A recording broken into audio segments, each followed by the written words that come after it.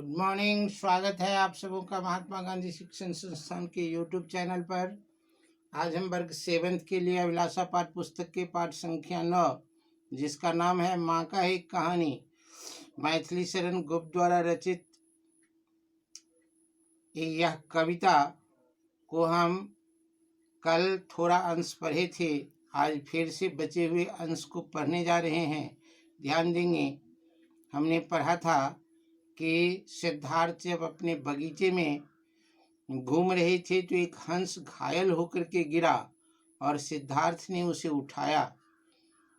उसके प्रति उनके मन में करुणा जागृत हुई। हंस को घायल करने वाले के प्रति उनका गुस्सा फूटा।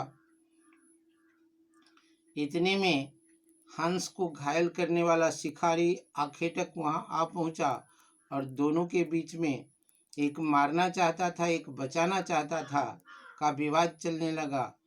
उस मांगा उसने आहत पक्षी, तेरे तात किंतु थे रक्षी, तब उसने जो खग था भक्षी, हट करने की ठानी। यशोधरा अपने पुत्र को समझा रही है कि आखेटक के आ जाने पर उसने उस पर अपना अधिकार सिद्ध कर उस पक्षी को मांगने लगा, लेकिन तुम्हारे पिताजी उसका रक्षा करना चाहते थे, उसे बचाना चाहते थे, इसीलिए वह देना नहीं चाहते थे और आखेटक लेना चाहता था, शिकारी लेना चाहता था। दोनों के बीच में विवाद बढ़ने लगा, जिद चलने लगा। वह हट करने की ठानी। अब बढ़ चली कहानी, कहानी आगे बढ़ गया। हुआ विवाद सदैव निर्दय में, उभय आग्रही थे स्व विषय में, गई बात तब न्यायालय में, सुनी सभी ने जानी। एक दयावान एक निर्दय के बीच में, एक बचाने एक मारने के पक्ष में विवाद शुरू हो गया। विवाद आगे बढ़ा, दोनों अपने अपने जिद पर अड़े रहे। सिद्धार्थ उस हंस को बचाना चाहते थे, लेकिन वह शिकारी उसे मारना चाहता था। यह बात न्यायालय में राजा के पास चला गया और राजा के पास जाने के बाद सबने इस बात को जाना कि इस तरह की बात है। वो एक मारना चाहता है, दूसरा बचाना चाहता है। राजा का न्याय किसके पक्ष में जाता है। व्यापक हुई कहानी, सुनी सभी ने जानी। व्यापक हुई कहानी, व्यापक मतलब फैलना, विस्तृत होना।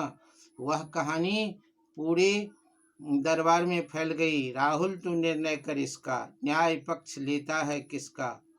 माँ बेटे से प्रश्न करती है कि तुम बताओ कि न्याय किसका पक्ष लेगा। माँ मेरी क्या बानी, मैं सुन रहा कहानी। बच्चा कहता है कि मैं क्या इसमें निर्णय दे सकता हूँ, मैं तो तुमसे किस्से सुन रहा हूँ। किस्सा तुम सुना रही है तो इसमें मेरा क्या। लेकिन कोई निरपराध को मारे, जब कोई किसी निर्दोष को मारता है तो क्या अन्य उसे न उबारे। बच्चा का निर्णय है कि हम तो किस्सा सुन रहे हैं, लेकिन हम इस पर अगर हमसे निर्णय मांग रही है तो हम बता रहे हैं कि कोई अगर निर्दोष को मारता है तो उसे दूसरा क्यों नहीं बचाएगा। रक्षक पर भक्षक को बारे, रक्षक से बड़ा, मारने वाला से बड़ा बचाने वाला होता है। न्याय दया का दानी, न्याय दया का दानी, तूने गुनी कहानी। कहते हैं कि रक्षक से भक्षक से बड़ा रक्षक होता है, मारने वाला से बड़ा बचाने वाला होता है। न्याय हमेशा दयावान के पक्ष में होता है, दयावान को दिया जाता है। इसीलिए न्याय तो हमारे तात के ही पक्ष में आना चाहिए। इस कहानी को तुमने अच्छी से बनाई है, इसे सुनकर के हम प्रसन्न हुए। तुम्हारा यह कहानी अच्छा था, लेकिन पक्ष हमारे पिताजी के ही, हमारे तात के ही मजबूत हैं, इसीलिए फैसला उनके ही पक्ष में जाना चाहिए। इस तरह से आपका यह कविता आज समाप्त हुआ। आप अपने इस कविता के शब्दार्थ को पहले याद कर लेंगे। आगे हम इस कविता के अभ्यास कार्य को पुनः बता करके आप लोगों की अभ्यास कार्य इस को पूरा करेंगे। धन्यवाद।